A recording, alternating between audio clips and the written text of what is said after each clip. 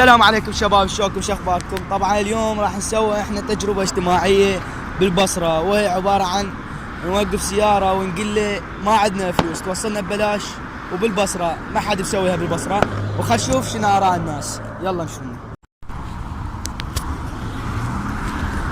السلام عليكم. لقبلي يم شارع المدارس، بس ما عندي فلوس خلصن. هذا ببلاش. ببلاش؟ ما عندي فلوس. راح اوصلك نص الطريق. لان انا يعني اذبك بالعاليه.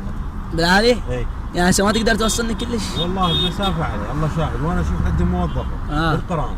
مشكور حبيبي. انا بخدمتك. تجربه اجتماعيه. خدمتك. شاورة ذيك حبيبي.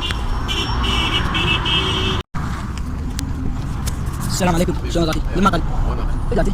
يعني بساعة؟ لا سمي نصور انا قريب. السلام عليكم، شلونك اخواتي؟ للمعقل.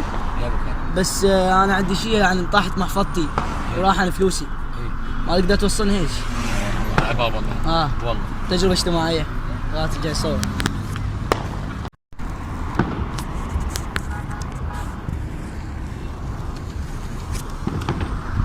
السلام عليكم، شلونك همي؟ للمعقل. وين بالمعقل؟ انا يم بدايتي، بس ما عندي فلوس خلصها فلوسي. كلين؟ وعلي هنا أنا جيت خلصها يلا صعد. حبيبي مشكور.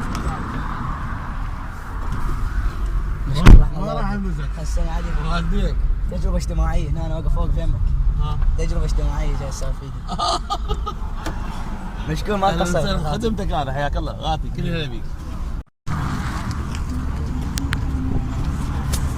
السلام عليكم، شلون غاتي؟ للمعقل. وين معقل؟ بدايتي. يعني من ساعة؟ هسه من وصوي يعني قريب. بس ما عندي فلوس يعني خلصنا فلوس كلهن. شو تسوي؟ يعني ما تقدر توصلني؟ لا مشكور. تجربة اجتماعية. السلام عليكم، شلون غاتي؟ للمعقل. بس محفظتي طاحت من عنده، ما عندي فلوس كلش. تسلم. تجربة اجتماعية. هاي جاي نصور هنا. هاي هواي ناس جايين نقول لهم وما حد جاي ياخذني. شو تقول انت ليش؟ يعني شي راس السنة؟ لا مش راس السنة. هواي شايب، هاي ما حد جاي يقبل. والله انا دائما اساعد، مو يعني اول مرة. صحيح مشكور احمد. انت انسان اصيل. مشكور غاتي.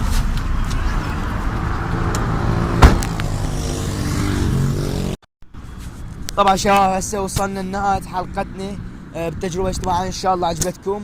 طبعا اغلب الناس يعني ما وصلون، يعني قليله، لان اليوم يعني مثلا شلون تقولون راس سنه والناس تريد تسترزق وتريد تشتغل، يعني على راس سنه فرصه يا جماعه. بس بالايام العاديه يعني انا متاكد انه كلها توصل، بس لان هاي راس سنه. وان شاء الله عجبتكم الحلقه، ومع السلامه.